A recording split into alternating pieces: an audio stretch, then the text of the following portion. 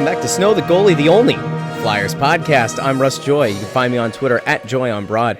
Joined as always by the ever so snazzy Anthony SanFilippo, who you can find on Twitter at AntSanPhilly. Anthony, Erik Karlsson was snazzy. Erik Karlsson was traded, and really excited to see him in the orange and black. Oh wait, that's right. The Flyers didn't make the trade for Erik Karlsson that we've only been outlining on this show for the better part of 3 months now. Erik Karlsson will not be wearing the orange and black this year unless San Jose wants to cough up another first round pick. We'll come back to that deal in a little bit. But Anthony, how are things going for you since our last conversation following the interview with Alex Lyon? I'm exhausted, Russ, if you really must know. Time for the shameless plug. Let's go. Well, my show opens tomorrow that I directed, Guys and Dolls at Players Club of Swarthmore. It opens tomorrow, which we're recording on Thursday the 13th, so it opens tomorrow and runs through the end of the month. PCStheater.org if you want tickets. Not that anybody who's listening to a hockey podcast is going to want to come see a musical. However, Glenn Macnow from WIP is in it, so that's interesting. But no, I've spent the last 4 days at the theater. I've been there about 15 hours each day, so it's been something else. So yeah, so the fact that you're keeping me up this late on a Thursday night, which is normally not a problem, tonight has me a little bit cranky. Mm-hmm. I feel you. It's a shame.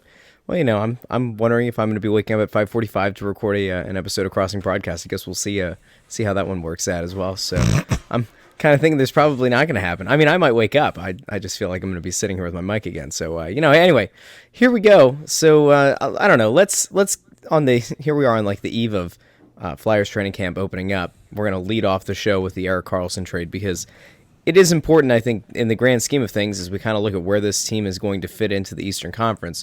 We can now, if it wasn't already kind of a formality at this point, we now know that Ottawa is not going to be contending for the title or for any kind of real position in the Eastern Conference after trading away arguably the best defenseman in the game for what amounted to a 40-point scoring center, defenseman who scored 20 points last season, couple of minor leaguers, a guaranteed first, a guaranteed second, and a few conditional picks. Let's kind of break it down. One of the questions that we had gotten on Twitter, which we're going to get to all of those questions that we were asked, was what would this equivalent look like on the Flyer side of things? And team waits until the last possible minute, right till the eve of training camp to deal their best player and somebody who's kind of been a hallmark of that franchise, and certainly did not get the value that they could have gotten at last year's trade deadline.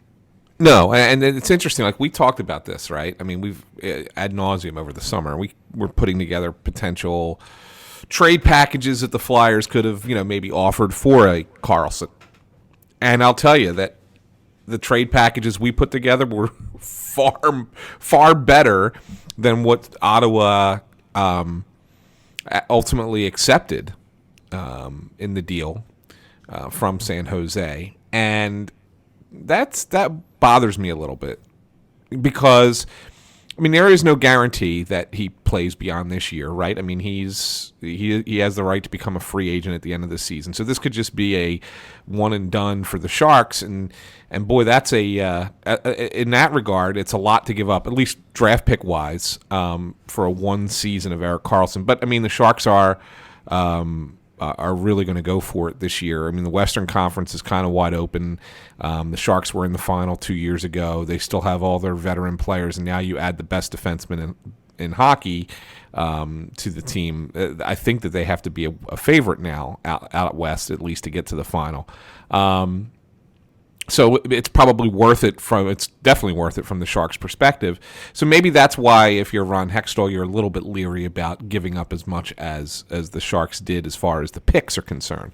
But the players that the Sharks gave up are really not inspiring. So you mentioned Chris Tierney. Chris Tierney is center. He had a 40-point season in the NHL last year. I don't think there's a real comparison on the Flyers. In all honesty, Chris Tierney would be a nice third-line center for the Flyers. Which something we'll get back to in a little bit. Well, yeah, it's something that they don't really have right now. So I don't even know who I could compare him to on the Flyers roster. Well, I mean, point production wise, like he had 7 more points than like Valtteri Filppula last year. Yeah, but he's they're young. not. I mean, he's a lot younger. He's a better overall player. But I mean, points wise, if you're looking for somebody there, I mean, he falls kind of in between Filppula and, I mean, I guess like Konechny. But Konechny, right? I mean, in all honesty, I mean that's probably.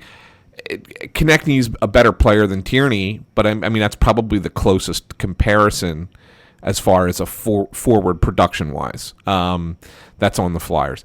Dylan DeMello, another NHL quality defenseman, and what I mean by quality is that he could play at that level, and he can be one of your guys. He's not going to blow you away. He's not going to be a top pair guy. He's more of a 4 or 5 kind of thing. Maybe even a 6. He's definitely in your lineup type player, and he's young. He's on an entry level contract. Maybe Robert Haig, kind of, maybe a little bit better than that. Well, point protection wise, he's more or less a good old fashioned Andrew McDonald.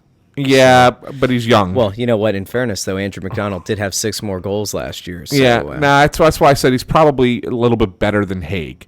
Right, so there's that trade-off. Then you look at the 2 forwards, or minor league forwards. Josh Norris was the Sharks' first-round pick in 2017. So you look at him and say, okay, well, where does that fit? For the Flyers, maybe Rubtsov, who we had talked about. As probably someone we would have put in the trade. Rubtsov was the first round pick in 2016. Morgan Frost was the first round pick in 2017. Obviously, the Flyers like Frost, so I don't think that they look at him as a guy that they would have moved in this trade. But maybe Rubtsov would be that player.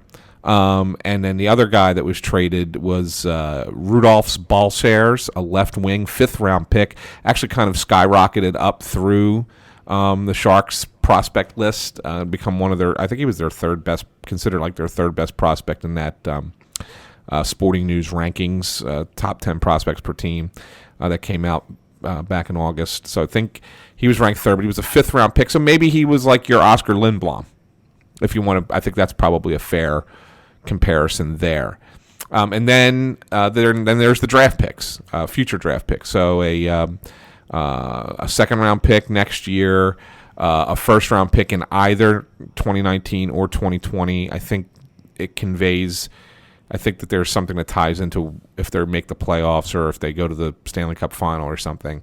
And then 2 conditional picks. One, which would require the Sharks moving Karlsson to the Eastern Conference, which is really not going to convey. But the other one had to do with, if I remember correctly, the Sharks signing Karlsson beyond this season. Excuse me. And if that's the case, the Senators would also get a 2021 second rounder. So you're looking at 3 picks that are either first or second round picks over the next 3 years as well. So and ultimately, at 7 pieces that the Senators got, not necessarily any that really, really excite you. You're talking late first round pick, later second round picks, and then 2 NHL players, but depth players, and then 2 prospects that, are just guys that right now they're not anything that you're really looking at as top level talent that compares to, getting rid of a guy like Erik Karlsson. So yeah, I mean, if you're the Flyers, the players that we talked about, would you make those trades? Would you make that trade if it was those players? Konechny, Rubtsov, Haig, Lindblom, and some draft picks. Yeah. I mean, that was what was so funny about it from a few episodes ago. I think you had asked me would I be willing to trade like Sanheim, Konechny, and I feel like there was you'd brought up the possibility of more of a straight up sort of deal, or a deal that was maybe like a draft pick and Nolan Patrick for Karlsson, and I kind of scoffed at that. But like at the time, the idea of Konechny and Sanheim, and plus I think you had said another player or two, another young player or two, and I said, yeah, you know what? Like ultimately, if you're getting the best defenseman in hockey, then yeah, it's worth it if you think that there aren't that many years left in the illustrious careers of Jake Voracek and Claude Giroux, and you really wanted to go for it this year, as evidenced in some way by the JVR signing and not, trading away Wayne Simmons this offseason. Like, okay, fine. If you were going to push all the chips in, then, a few weeks ago I could have seen it. But seeing the value that came out of this deal, I'm a little bit confused why the Flyers weren't bigger players. And I get the fact that, the report is that Ottawa just simply did not want to trade him within the conference. But that to me is just dumb. And so let me kind of pull this back in for a second. There was a question on Twitter that we got from Adam Graff at Graff Hockey 10, who said, "Why did Ottawa limit their overall return by saying they won't trade him to the Eastern Conference, cuts the league in half, and loses leverage?" And this is something that we've seen in plenty of sports in the past. Just in general, the concept of not wanting to trade a guy within your own conference, your own division, whatever it is, your own league in baseball. To me, it like cutting your market down, especially if you're not going to be in contention the next few years, just kind of seems silly. I mean, it's not like he's going from a powerhouse to another powerhouse and you're still trying to contend while trading him away. Not only did you not get significant value that's going to help you immediately, but you're clearly not set up to be a contender the next few years. So if you're in the middle of a rebuild, it doesn't matter where you go, as long as the guy fetches you the best value. And if, the better offers existed in the Eastern Conference by teams that we had outlined in a previous episode, then Ottawa kind of did themselves and their fans a disservice, because not only did you now trade away the face of your franchise and, again, the best defenseman in hockey, but you did it for, I don't know, dimes on the dollar. It sure doesn't look like any kind of significant value. And yeah, is it a 1-year rental potentially for San Jose? Sure. Does it make them a better contender in the Western Conference? Absolutely. Is it a price that I think probably 7, 8, maybe even 9 teams in the Eastern Conference would have been willing to not only meet but surpass? Yeah. And I think they could have done it. And so I'd be kind of disgusted right now if I were a Sens fan. Well, you should be. I mean, because they're going to be the worst team in hockey, and they're going to be the worst team in hockey for a couple of years. I mean, you don't just fix it that quick. I mean, they're going to, there's more fallout to come there. I mean, they traded their first-round pick for Matt Duchene last year, and he's a free agent after this season. So I got to anticipate that the Senators will trade Duchene before the trade deadline. And then basically you're stuck with a bunch of nobodies and Bobby Ryan's contract that nobody wants. And that's it. Let's get ready for the Bobby Ryan hype train. Everybody always wants to bring Bobby Ryan into Philly. Cherry Hill Zone. I simply didn't know it. I wouldn't know it from every time, any Flyers fan ever has happened to bring that up. Mike Trout is actually from Millville, New Jersey. I didn't know that. Didn't know that either. Just found out, yeah. Apparently, yeah. Yeah. I don't know if so anyway, so the Senators are going to be bad, and it's a good it's a good move for the Sharks. Vegas has bulked up. I mean, they went to the final last year, and they got Stastny, who the Flyers really wanted, and then they just made a trade for Max Pacioretty with Montreal, who's also going to stink this year. With that division, there's something we got to really take into consideration when you talk about the Flyers this year, is that it's going to be tough to get the wild cards out of the Metropolitan because the division is a little bit closer, whereas you have the 2 worst teams in hockey playing in the Atlantic, which means that those teams who get to play those teams a couple extra times, they're going to have the ability to finish with better records toward the top of their division. So I bet you the wild cards are going to probably come out of that division more so than the Metro, at least one, if not both. So it's going to make it even harder for the Flyers this year. Not to say that they're not a playoff team, but that it's going to be a little bit more competitive. But anyway, back to what I was saying. Vegas got Stastny and Pacioretty. The Kings won the Kovalchuk sweepstakes at the free agency, and now the Sharks, they bring back Evander Kane after re-signing him after he was a trade deadline acquisition last year, and now they add Karlsson to a defensive core that has Brent Burns, Mark-Edward Vlasic, or Pickles as he's known as, which is one of the great nicknames in hockey. I think that. I think that's a good team. When you really look at, they got Pavelski and Couture and, still, Big Joe Thornton and Thomas Hertel. They got a pretty solid team in San Jose. I think that's a team to be reckoned with. The West, I think, is heavy. It's San Jose, L.A., Vegas, Nashville. I think they're the 4 best teams out West, and one of them will be in the final this year. Thanks for nothing, you hosers. Good old Ottawa. Yeah, right, look, let's leave him. Ultimately, I'm disgusted. It's disappointing. It's disappointing that the Flyers weren't in it. But I say that, and I say that, geez, you could have offered more than what. But maybe the case is that Eugene Melnyk and the Senators, their GM Pierre Dorion, maybe they were really adamant about not. Do you ever? You say you don't want to trade him to another team in the Eastern Conference, but do you have a price where you suddenly decide, okay, we will make that trade, and that becomes a question, and I wonder. If you're the Flyers and you think that you're on the brink of being that contending team, why don't you make that move? I don't know. I would have at least tried. And maybe Hextall did. They might have. In fairness, they very well might have. We don't know.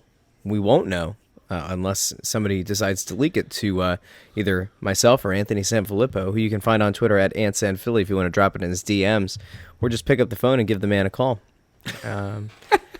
You know who you are. We're listening. We're waiting. Anyway, so there were, I guess, a few things that are going on in Flyers land. The team rolled out, I guess, what the training camp lineups are going to look like, at least for tomorrow. There are no real shocks on this list. They do have Couturier listed as somebody who's going to be participating in the skate, so that's at least as of what I saw 2 hours ago, he's listed on there. So for those keeping track, the Group 1 groups are going to be Konechny, Couturier, Simmons, Lear, Lawton, Giroux, Corbin Knight, Jordan Wheel, Cole Bardreau, Vorobyev's out there, Kerry Rubtsov. What's this guy's name? Fazeev? Yeah. Radil Fazeev. Radil Fazlev. Yeah. Is that an L? Fazlev, okay. Yeah. Pascal. I love Pascal. Isaac Ratcliffe will be out there. Tworinsky, which kind of looks like Tara Lipinski as one word. And then Bunnaman. Connor Bunnaman. Hey there. Like Cinna Bunnaman. All right. Provorov is out there with Fulman. TJ Brennan, who's going to be everybody's favorite 7th defenseman. Reese Wilcox, Phil Myers, who people are kind of hyped about. We'll come back to him in a minute. Zamula, Drake, Hora, and who's out there? Brian Elliott, Stolars, at Snow The Goalie on Twitter, and Carter Hart. So that first group, I don't know. I don't know how this works, so I guess I'll kind of throw this to you. When we see a group like that, and then like the group 2, I could go down these names, but really the biggest names in Group 2, they're going to go on the ice 12:15 to 2:30. Of course, the big names are Yori Laterra and Dale Weiss, along with Danik Martel. So we don't need to mention the fact that JVR and Nolan Patrick, nobody cares about them, but they're out there for the later skate, along with Raffles out there, Colin McDonald, not Andrew McDonald. He's dead to us for 6 weeks. Goulbourne, our favorite player who Hextall name dropped, Nick Aubé-Kubel, Morgan Frost to be out there, Vecchione, Strome, Voracek, Gudis, Sanheim, Haig, Gostisbehere, Palmquist, Friedman, and Neuvy's out there, and our favorite goalie, Alex Lyon, will be out there as well. When the team divides these groups up, what exactly are they looking for? Obviously, you're not putting all of your best and brightest out there. It would appear they are a lot more wing heavy in the second group. A lot of centers, a majority of the forwards that are going to be out on the ice skating in the first group are going to be centers. How does a team come up with how they devise what groups go out? Is this just simply, designing drills based around position? Is this something where they want to get, veteran leaders in working with young kids and kind of showing them the ropes? Like, what are we looking at? Don't read into it much at all. Here's what you need to know about training camp. Day 1, day 2, maybe day 3. they're just out there in different groups, guys skating at different times, it could be related to if they have to do, if there's somebody's got to get a physical, if there's some kind of, whatever. It could be any number of reasons, but there is no real rhyme or reason why certain people are in one group and not in another on these first couple days. They will split the groups usually after the first preseason game, but sometimes it's even sooner than that. They will split the groups in two, and the group that's in group 2 is all minor leaguers. That's when you know who's got a real shot at making the team, and that's when it becomes interesting. And they'll probably keep 28 to 30 people in their main group. And you sit there and say, okay, now there's, a handful of guys. So, these are the players that they're thinking about for, first call-ups if there's an injury kind of thing. And then there's a couple guys you always know, all right, who's battling for that last defenseman spot. Phil Myers is probably going to get a long look, obviously. A guy like Vorobiev and Albe Kubel probably get longer looks as depth forwards. So there's, things like that you'll see.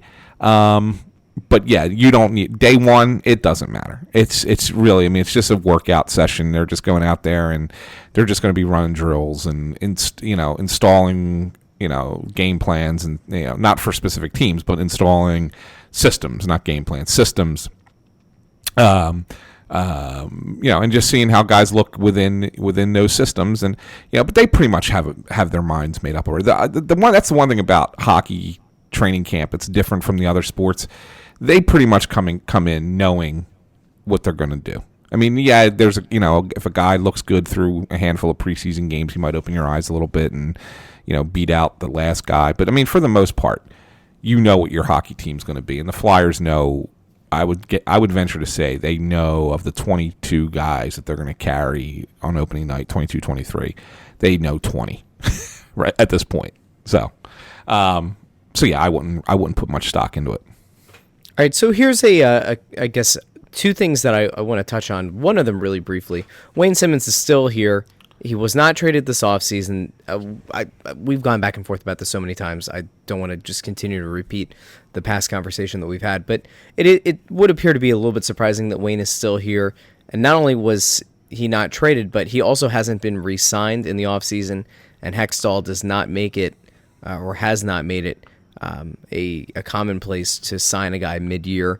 So it would appear that they are kind of going towards that trade deadline, as I've kind of feared in the past, that are we going to get to a situation where Wayne is going to have a bounce back season, and the team knows that they're just not going to be able to afford him, or they're not going to want to spend that money, and they're going to trade him at the deadline and cause a locker room leadership void? Or is this just going to be a thing where they're going to just play out the whole year with Wayne and see how it goes, and see if he rebounds, then great, you kind of wish him his best on the way out?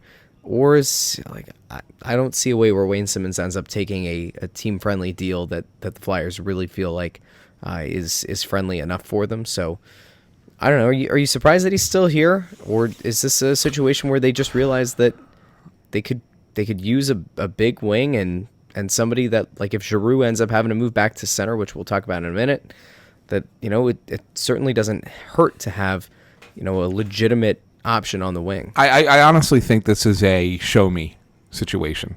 I really think that's where they're at. I think Simmonds and his agent are pushing for a longer, a good one more good contract because he's 29 and he'd like to get into his 30s making some more money. And the Flyers looking at it and saying, well, we don't want to commit long term to somebody who might start breaking down a little bit because he's such a physical player, he's such a warrior, and stuff like that. And the Flyers recognize the positives that Wayne Simmonds brings.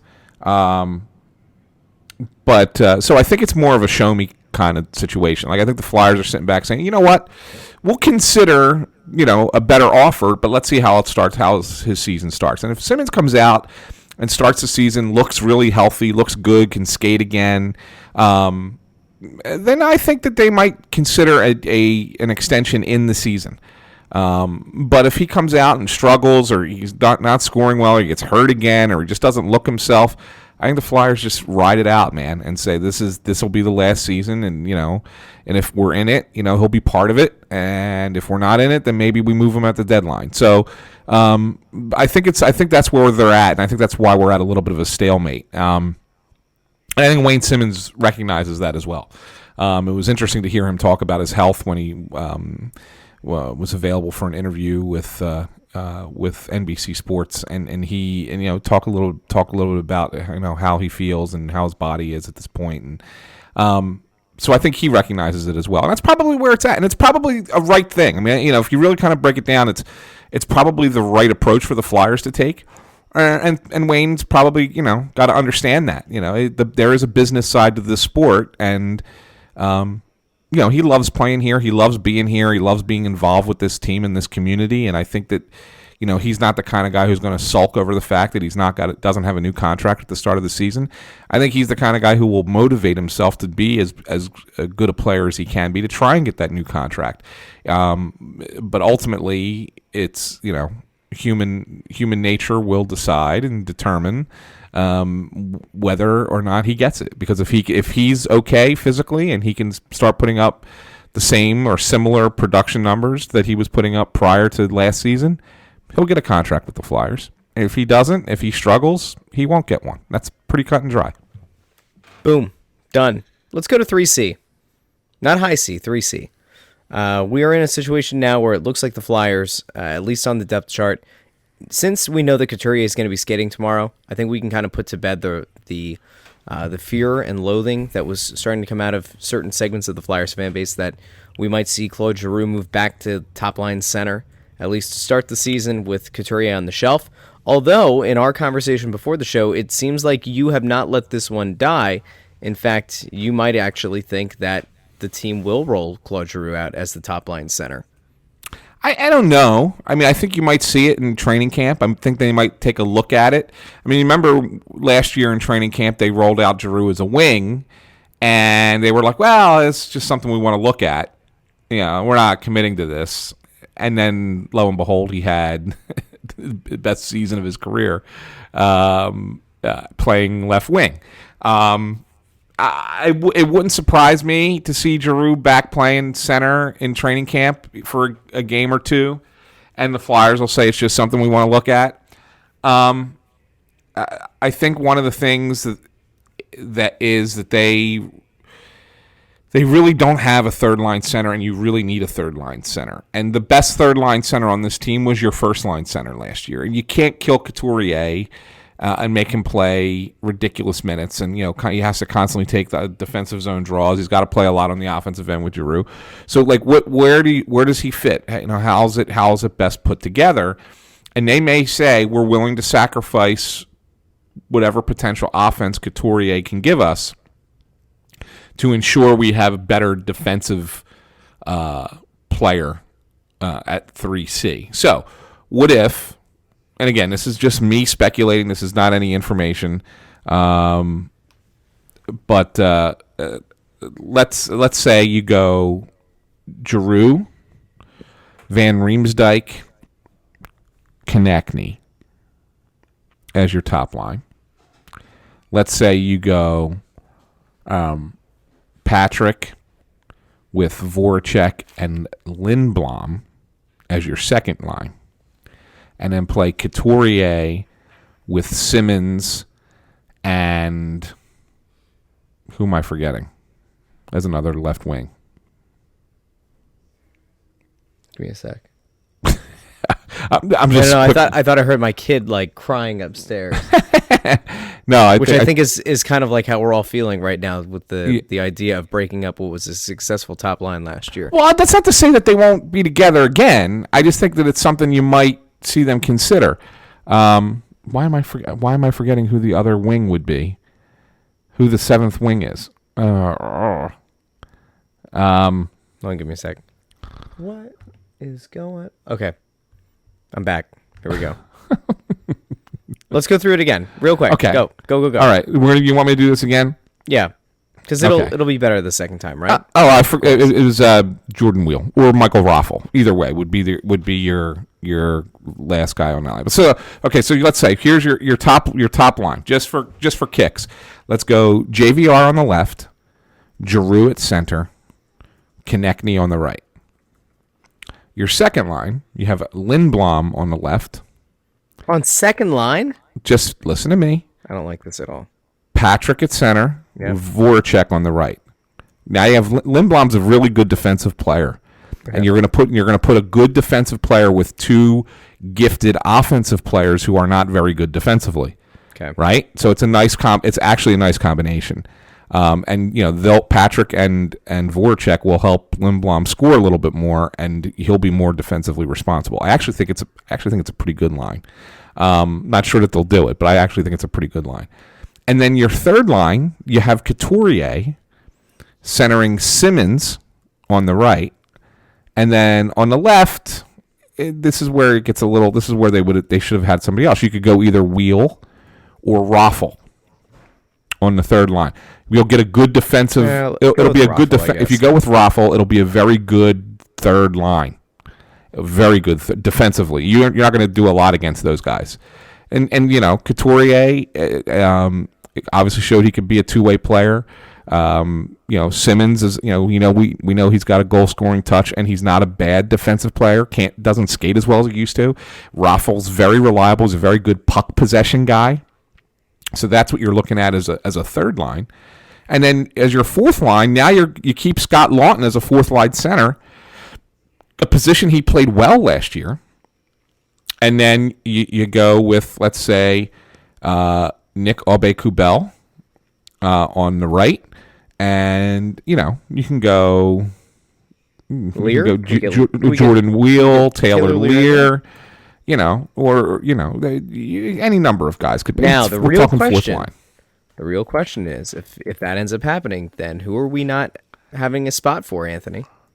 Well, you got the issue. There's a real issue here because Dale Weiss and Yuri Laterra is not in your top 12. You're right. Yes. And Dale Weiss and Yuri Laterra are both under contract. And so the Flyers have to make a determination if they're just going to waive these guys and suck up that money or if they're going to carry them on the roster. I don't see the need to carrying them on the roster. Now, Weiss, the thing with Weiss is he's under contract for, 2 more years after this one, right? Yep. That's a problem. So maybe it's easier to waive Laterra and you just say, nobody's going to take him, frig. We'll just pay that salary and stick him in the minors. Weiss probably has to stick as the extra forward because of the contract. You're not going to get out of it. Nobody's going to take it. You know what? Hey, he's only under contract this season and next. 2 more seasons. Yeah, 2 more full seasons. Yeah, okay. I don't include. Okay. When you said 2 more, I thought you meant 2 more after this year. I was like, cool. No. Yeah. So, that's what I'm saying. So, it is what it is. But, so if he was in the final year, you probably waive him and just suck up the money. I think he ends up staying on the roster. I just think that you get a little bit more balance through the lineup instead of being so top-heavy. I just think that works. When you look at the teams that were most successful in hockey over the last couple of years, it's teams with good balance, not necessarily teams with dominant players. Obviously, Pittsburgh's had you have your Crosbys and your Malkins, okay, but it's the reason that Pittsburgh was winning a Stanley Cup, the reason Washington won a Stanley Cup last year, the reason teams like Vegas got to the final and San Jose got to the final is they had great depth. They were able to roll a third and a fourth line. L.A. when they won their cups, the Blackhawks when they won their cups, Boston when they were good. They were always able to put together good third and fourth lines that could really take over against the other team's third and fourth lines. The Flyers don't have that, and that's why they've been mired in mediocrity for so long. It's when you are able to put together third and fourth lines that are good and better than what other teams have. That's what makes you. That's what separates you and makes you a not only just a playoff team, but a playoff team that can do some damage in the postseason. All right, so a question that came in from Twitter that's I guess somewhat related to the center thing. Matthew Groves at Groves10287 said on Twitter, Giroux going to have another MVP caliber year? ? Coots injury going to linger all year? ? I don't know. The Couturier thing, we still don't have a definitive answer on what exactly the injury was. You speculated meniscus. If that's the case, that shouldn't be a lingering injury. Giroux is an MVP candidate. I can only see if he's on the wing. Like, he's got to play probably 85% of his lines on the wing. I just don't think he can handle the workload that, being a center, a top line center in the league kind of carries with it. I think he inherently puts too much responsibility on his own shoulders as a player, but especially as a center, I think he puts way too much pressure on himself. I think going out to the wing kind of alleviated a little bit of that on him last year and kind of allowed him to flourish. Ultimately, I would say going forward, in an effort to try to lengthen the remainder of his career, I think he's best suited to play on the wing, and burying him back at center, I just don't think is going to be an effective thing. I understand the lineups that you had kind of proposed and why you would do it like that, but I don't think we're going to get the best Claude Giroux if he's back at center. It's just me. Oh, I think that's a fair analysis, but I don't ever question Giroux. I think that putting him on the wing kept him more fresh, which was why he was able to have a great season. So I do think there is a correlation there, but I don't think that precludes him from being able to play center again and not be successful. I think he could well be successful playing center. It's just got to be managed properly or managed differently. In other words, they got to probably do with him some of the things that they used to do with Pittsburgh used to do with Malkin, right? So what they would do is you would have Crosby as your center on one line, Malkin as your center on the second line. But that 10, 15 times a game, they're going to put the two of them together, and one of them's got to play on the wing, and they bounce. Probably mostly, I would say Crosby. He would take the draws. He would play like the winger because he would play along the wall, right? And Malkin would play kind of in the middle. But still, I mean, that's kind of how they would do it. So you could, in essence, have Giroux as a center in your lineup, and then kind of in game move him around and still keep his body fresh. So I think that's certainly a doable thing. It's just got to be managed, and it's going to be hard to kind of really track because if you're doing it from game to game, this shift he played on left wing, this shift he played center. Well, how do you know if it was a change on the fly? Just because he's out there with two other guys who are non-centers, does that make him a center? I don't know. You know what I'm saying? Like, I mean, it's really a hard thing to really kind of pin down and track. But I think it's something that's certainly doable. So we'll see. I mean, Couturier basically came out and said that he's going to skate by himself for another week or two, and then he'll get back to full practice and get into a couple preseason games before the season opens at the beginning of October. So it's going to be interesting. It really is. I think it's going to be an interesting thing to see how this is put together. But I think we'll learn pretty quick. What their plan is. Yeah, I agree. Let's kind of go back to... Here's another question from Twitter. With the injury to Andrew McDonald, Steve Appleman asks his on Twitter, at SnappleApple, replace the L's with ones. Do you think Phil Myers makes the team now that Andrew McDonald is out for about 6 weeks, or do you think they're going to use Fallen in that spot to develop Myers more? I would hope that Phil Myers at least gets a legitimate look. I don't know if he's going to end up making the team or not in this interim thing, and also where he's going to fit. I don't want him to be Travis Sanheim 2.0 sitting in the press box. So, I think he'll get a look in camp. I'm not convinced he's going to make the team because I don't think he's a top 6 guy right off the bat. Christian Folin will play. I think that the 7th defenseman will be TJ Brennan because he's got NHL experience. And he's a guy that you can put into a role where he's just going to sit in the press box for most, if not all, of 2 to 3 weeks while you wait for McDonald to get back. And it's not going to stunt any kind of development or anything because he's a veteran player. Whereas that time could be used for Phil Myers to actually be playing in games in the AHL.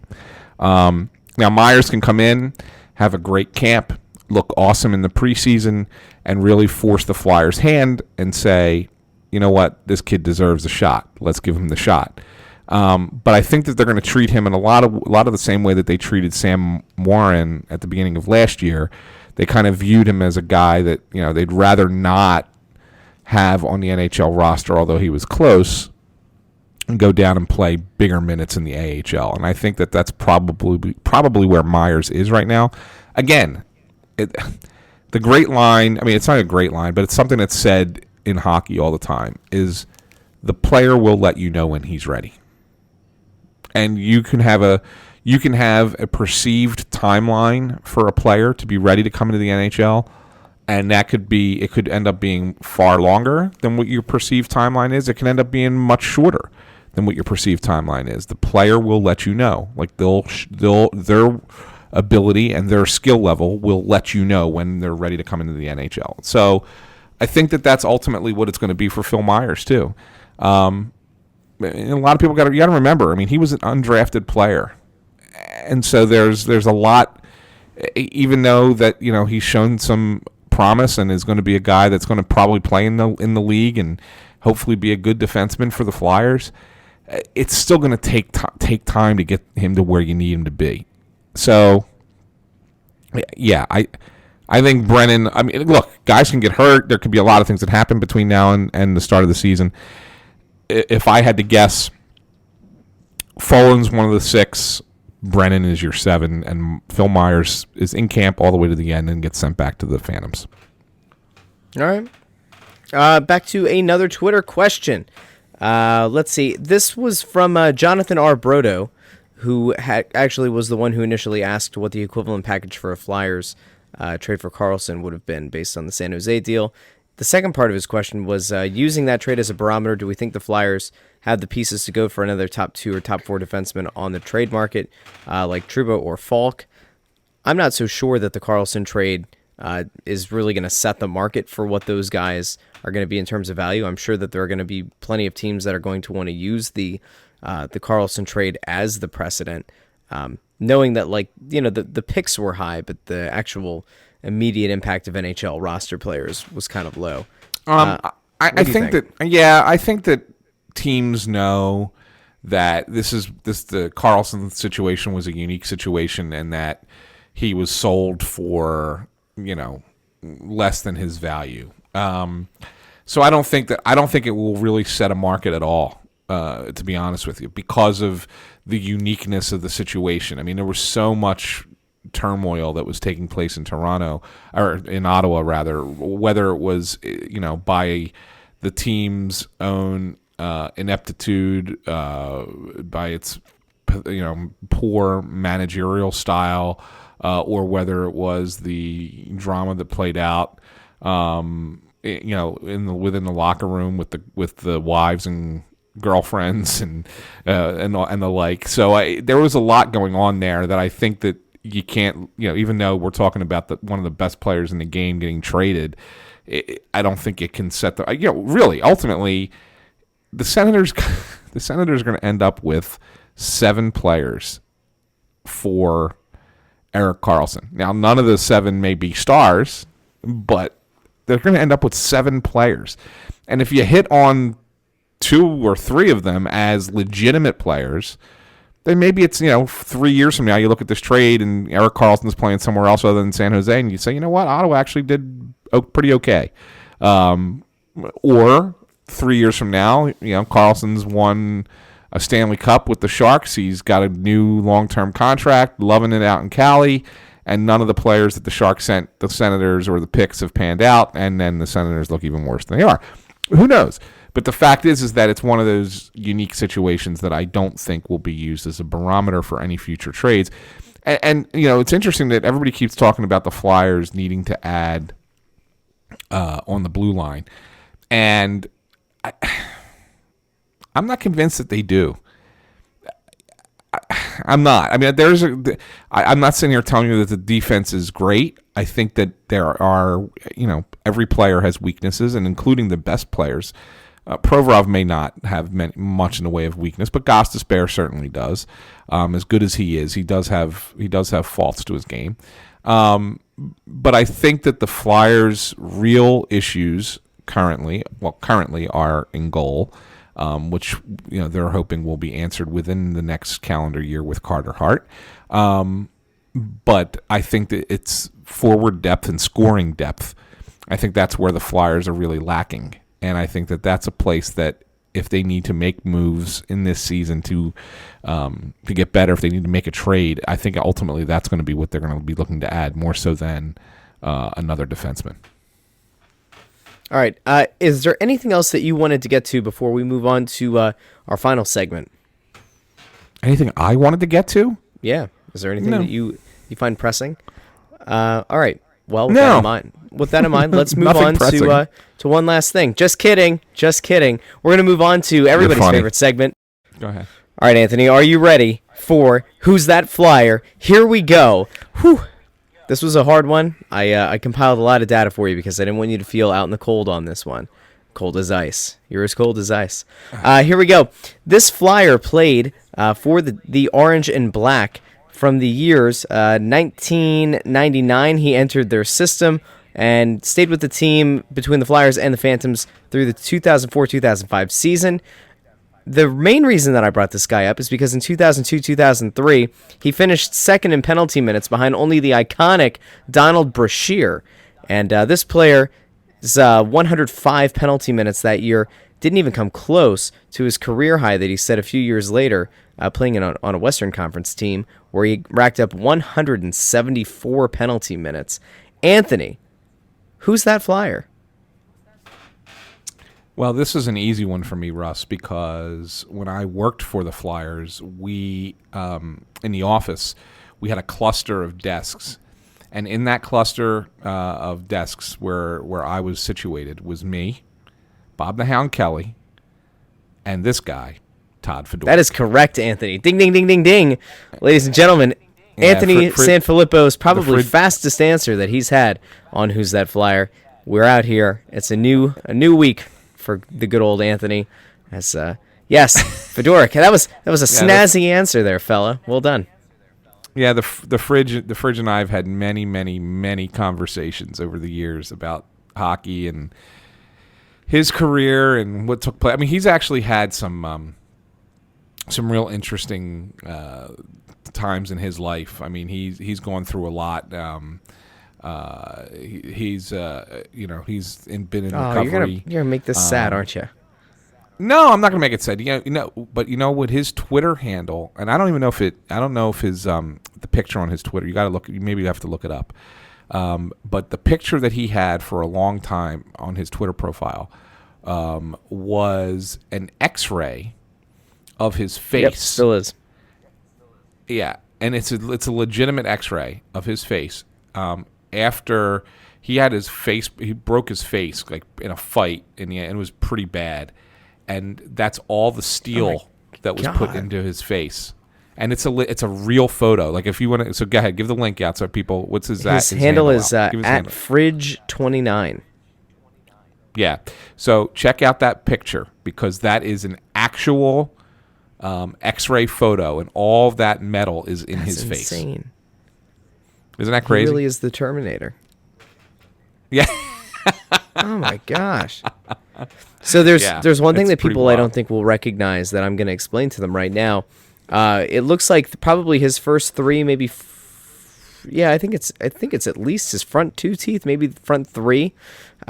He has implants, so you can actually see where the screws are up in the gum line.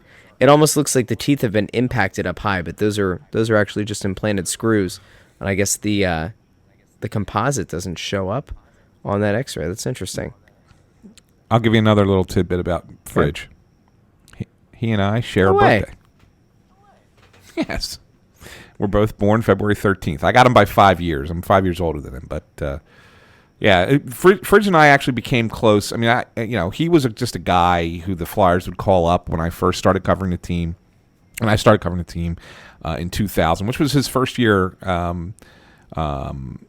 with the big club. He had been down in the AHL and the ECHL for a while before that, but that was his first year. He got a taste of the big club, and I covered him, and whatever. You get to know him a little bit, but the year that I really got to know Fridge was the lockout year, 04-05, when I was covering the Phantoms, and he was on that team, and there was a lot of guys who were mad at Fridge for playing that season with the Phantoms because he signed an AHL only contract to play that season with the Phantoms, because his entry level deal was up. He had a 3-year entry level deal, and his entry level deal was up, and he signed an AHL only contract to play. So basically, they were mad at him because it was like he was crossing the picket line.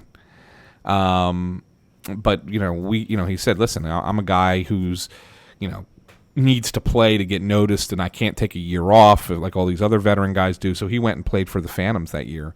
And so, Fridge and I became pretty close. I was the only reporter covering the team that year, and it was so I got to know him really well. And I was like, well, this is going to be cool because next year he'll be on the team, on the Flyers. I'll have a good guy in the locker room that I can go to.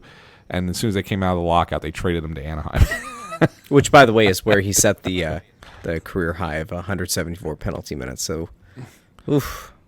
Yeah, and that was a disappointing thing. Although they did get which I thought was kind of impressive. They got a 4th-round pick from the Ducks for Fedoruk. Not that they did anything with that 4th-round pick. I don't even remember who it was, but I don't think it was anybody who ever made it to the big club or even made it to the NHL for that matter. But they got a 4th-round pick for Fedoruk. It kind of surprised me. And I would trade just Todd Fedoruk for a 4th-round pick too, if I were the Flyers. That was. That was a good question though. Good question, man. I just wanted to make sure that I actually gave you a little bit of info this time. I always feel bad if it takes you a little bit longer than the listeners to get it right, and I don't want to keep it too general for you. So here we go. Maybe a little bit too specific. Good. I'm gonna have to find the perfect balance as we kind of get into hockey season here. And, we are back to regular weekly podcasts. I don't know. Maybe we'll go twice a week once hockey season starts up. Probably not. Probably just once. I don't want to run out of Snow the Goalie. Who's that Flyer candidates? That would be bad. Anyway, anything else of fun or anything of note? Why don't you give the people the info again one more time in case. Seriously? Yeah, give people the info one more time on Guys and Dolls. Where's that? Swarthmore Theater. Players Club of Swarthmore. Opens Friday, September 14th, and runs through Saturday, September 29th. PCStheater.org. I think Russ Joy is going to come see the show, right? To. Yeah, I should be there. I should. You gotta get your tickets. Go online, get your tickets. So come see it. And Glenn Macnell's in it, so that's fun. You can meet Glenn as well. All right. Well, that could be fun. We'll look forward to hearing the reviews of the people, going on Twitter and checking out the reviews by the people, of the people, by the people, for the people of your directing. Is it your directing debut? It's not my directing debut. I've directed shows before. This is my first main stage musical. How do you like that? I dig it. So I've directed shows before. I directed a show on the main stage last year. I directed other shows on the second stage, but this is the first time I'm directing a musical on the main stage. All right, cool. Hey, Anthony, we have a 5-star review, so we're gonna check that one out real quick. NJ Todd. I don't think we read this one before. Love this show, 5 stars. I used to work for an ad agency and first discovered Anthony SanFilippo by stealing copies of the Delco Times from our tear sheet department. Being able to read him again on Crossing Broad has been great, and the podcasts are even better. He and Russ have fantastic and often differing insights into the Flyers and NHL, which includes the right amount of humor and sarcasm to make this a must-listen for all Flyers and hockey fans. Well, thank you, NJ Todd, and I hope you have a great day. Hope you have one of the best days. And speaking of great days, Flyers training camp is opening, and that, my friends, is a good day as we get ready for hockey season. So, for Anthony, until next week, you can find him on Twitter at AntSanPhilly. I'm Russ at Joy on Broad. We will talk to you again next week.